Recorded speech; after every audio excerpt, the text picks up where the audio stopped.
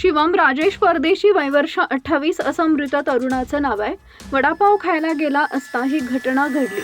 दिलेला वडापाव हातात घेताच पुढे काय घडलं पाहण्याआधी एम मराठी न्यूजला जरूर सबस्क्राईब करा। पोलिसांनी वैभव किशोर साळुंखे वय वर्ष 24 याला ताब्यात घेतले असून मीडिया रिपोर्टनुसार शिवम आणि वैभव दोघेही गणेशपेठ परिसरात राहत असून त्यांची तोंड ओळख होती। वैभव एका बिल्डरकडे अकाउंटंट म्हणून नोकरी करतो। दोघांचेही वडील रिक्षा चालक आहेत। रविवारी दुपारी गणेशपेठेतील वडापावच्या गाडीवर दोघे आले होते।